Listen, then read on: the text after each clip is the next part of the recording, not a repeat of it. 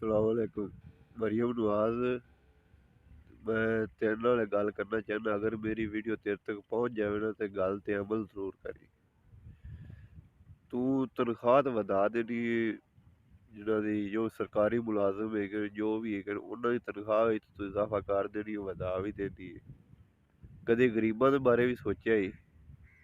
कई कई बेरोजगार फिरदे न, कम्म ही कोनी हैगे, ठीक ही, भुक्खे मरदे पे न, कदे उन्हां दे बारे भी सोचेआ जे? ਤੇ ਉਹਨਾਂ ਦਾ ਵੀ ਕੋਈ ਕਾਰੋਬਾਰ ਕੋਈ ਕਰੋ, ਕਿ ਮਹਿੰਗਾਈ ਘੱਟ ਕਰ ਦਿਓ, ਤਾਂ ਕਿ ਆਦਾ ਉਹ ਵੀ ਆਦੇ ਬੱਚਿਆਂ ਨੂੰ ਕੋਈ ਤਰਬੀਅਤ ਦੇ ਸਕਣ, ਕੋਈ ਉਹਨਾਂ ਸਕੂਲ ਪੜ੍ਹਾ ਸਕਣ। ਠੀਕ ਹੈ, ਕੋਈ ਕੋਈ ਐਸੇ ਇਹਨੂੰ ਕਿ ਉਹ ਕਰਜ਼ਿਆਂ ਹੀ ਡੁੱਬੇ ਪੈਣ, ਉਹ ਤਾਂ ਹੋ ਹੀ ਨਹੀਂ ਸਕਦੇ। ਤੇ ਕੁਝ ਉਹਨਾਂ ਵਾਸਤੇ ਕੋਈ ਐਸਾ ਕਾਨੂੰਨ ਕੱਢੋ ਕਿ ਤਾਂ ਕਿ ਉਹ ਵੀ ਆਪਦੀ ਜ਼ਿੰਦਗੀ ਖੁਸ਼ਹਾਲੀ ਵਿੱਚ ਜੀਵਣ।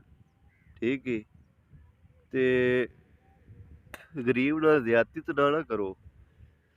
ਗਰੀਬ ਭੁੱਖਾ ਮਰੀ ਜਾਂਦਾ ਹੈ, ਸਰਕਾਰੀ ਮੁਲਾਜ਼ਮਾਂ ਦੀਆਂ ਤਨਖਾਹਾਂ ਵੱਧਦੀਆਂ ਜਾ ਰਹੀਆਂ, ਜੋ ਵੀ ਟੈਕਸ ਵੱਧਦੇ ਜਾ ਰਹੇ ਨੇ, ਤੇ ਗਰੀਬ ਹੋਰ ਗਰੀਬ ਹੁੰਦਾ ਜਾਂਦਾ ਹੈ, ਅਮੀਰ ਹੋਰ ਅਮੀਰ ਹੁੰਦਾ ਜਾਂਦਾ ਹੈ। ਤੇ ਖੁਦਾ ਦਾ ਵਾਸਤਾ ਹੀ, ਜੇ ਅਗਰ ਰੱਬ ਨੂੰ ਮੰਨਣੀ ਹੈ ਤਾਂ, ਜੇ ਅੱਲਾ ਤੇ ਤੈਨੂੰ ਈਮਾਨ ਹੈਗਾ, ਭਰੋਸਾ ਹੈਗਾ ਕਿ ਰੱਬ ਹੈਗਾ ਹੈ, ਕਿ ਅਗਲੇ ਜਾਨ ਇਨਸਾਫ ਕਰੇਗਾ, ਤੇ ਉਹਦੇ ਤੋਂ ਤੈਨੂੰ ਡਰ ਲੱਗਦਾ, ਤੇ ਮੁੜ ਗਰੀਬਾਂ ਦੇ ਬਾਰੇ ਵੀ ਸੋਚ।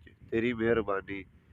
ਤੇ ਗਰੀਬਾਂ ਗਰੀਬਾਂ ਦੇ ਬਾਰੇ ਜ਼ਰੂਰ ਸੋਚਿਆ ਕਰੋ, ਕਿ ਹਮੇਸ਼ਾ ਵੱਡਿਆਂ ਦੇ ਬਾਰੇ ਜਾਂ ਸਰਕਾਰੀ ਮੁਲਾਜ਼ਮਾਂ ਦੇ ਬਾਰੇ ਨਾ ਸੋਚੀ ਰੱਖੋ, ਕਿ ਥੱਲੇ ਵੀ ਤਬਕਾ ਹੈਗਾ ਗਰੀਬ ਗਰੂਬੇ ਹੈਗੇ ਨੇ, ਜਿਹੜੇ ਪੱਠਿਆਂ ਦੇ ਜਨਾਬ ਇਹਨਾਂ ਨੇ ਕਰਜ਼ੇ ਦੇਣੇ ਹੁੰਦੇ ਨੇ ਉਹਨਾਂ ਨੇ। ਠੀਕ ਹੈ, ਕੋਈ ਕਿਸੇ ਦਾ ਮੁਲਾਜ਼ਮ ਰੱਖਿਆ ਹੁੰਦਾ ਹੈ, ਪ੍ਰਾਈਵੇਟ ਮੁਲਾਜ਼ਮ ਰੱਖਿਆ ਹੁੰਦਾ, ਉਹ ਕਰਜ਼ਿਆਂ ਥੱਲੇ ਡੁੱਬਿਆ ਹੁੰਦਾ, ਮਾਲਕ ਉਹਨਾਂ ਨਾਲ ਜ਼ਿਆਦਤੀ ਕਰਦਾ ਹੈ। ਠੀਕ ਹੈ, ਤੇ ਉਹ ਕਰਜ਼ੇ ਹੋਰ ਕਰਜ਼ੇ ਥੱਲੇ ਡੁੱਬਦੇ ਜਾਂਦੇ ਨੇ। ਆਦੇ ਔਲਾਦ ਦਾ ਵਿਆਹ ਕਰਨੀ, ਸ਼ਾਦੀ ਕਰਨੀ, ਵਿਆਹ ਕਰਨਾ ਹੈ, ਉਹ ਨਹੀਂ ਕਰ ਸਕਦੇ, ਔਰ ਮਜਬੂਰ ਹੈਗੇ ਨੇ, ਲਾਚਾਰ ਹੈਗੇ ਨੇ। ਉਹ ਉਹਨਾਂ ਦਾ ਵੀ ਕੁਝ ਸੋਚ ਨਾ, ਕਿ ਇਕੱਲਾ ਤਨਖਾਹਾਂ ਵਾਲੇ ਦਾ ਨਾ ਸੋਚੋ। ਤੇ ਕੁਝ ਨਾ, ਅੱਲਾ ਤੋਂ ਡਰ, ਜੇ ਅਗਰ ਤੁਸੀਂ ਅੱਲਾ ਤੋਂ ਡਰਦੇ ਜੇ ਤਾਂ ਮੁੜੋ ਗਰੀਬਾਂ ਦੇ ਬਾਰੇ ਜ਼ਰੂਰ ਸੋਚੋ। ਮਹਿੰਗਾਈ ਘੱਟ ਕਰੋ, ਤੁਹਾਡੀ ਮਿਹਰਬਾਨੀ। ਮਹਿੰਗਾਈ ਬਹੁਤ ਸਿਰ ਤੋਂ ਉੱਤੇ ਹੈਗੀ, ਤੇ ਗਰੀਬ ਬੰਦੇ ਦੀ ਇੱਕ ਦਿਹਾੜੀ ਲੱਗਦੀ ਹੈ, ਦੋ ਟੁੱਟ ਜਾਂਦੀਆਂ। ਮੈਂ ਆਦੀ ਗੱਲ ਕਰਦਾ ਵੀ ਮੇਰੀ ਇੱਕ ਦਿਹਾੜੀ ਲੱਗਦੀ ਹੈ, ਦੋ ਟੁੱਟ ਜਾਂਦੀਆਂ, ਦੋ ਲੱਗਦੀਆਂ ਨੇ, ਤਿੰਨ ਟੁੱਟ ਜਾਂਦੀਆਂ ਨੇ।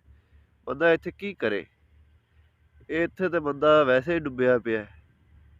ਤੇ ਉਹ ਹੁਕੂਮਤ ਦਾ ਕੰਮ ਹੁੰਦਾ ਹੈ ਕਿ ਆਪਣੀ ਰਿਆਇਆ ਦਾ, ਆਪਣੀ ਆਵਾਮ ਦਾ ਖਿਆਲ ਰੱਖੇ, ਕਿ ਆਵਾਮ ਮਹਿੰਗਾਈ ਪਿਸ ਪਿਸ ਤੇ ਮਰਦੀ ਪਈ ਹੈ, ਤੇ ਤੁਹਾਨੂੰ ਖਿਆਲ ਹੀ ਨਹੀਂ ਹੈਗਾ। ਤੇ ਮਿਹਰਬਾਨੀ ਖਿਆਲ ਕਰੋ।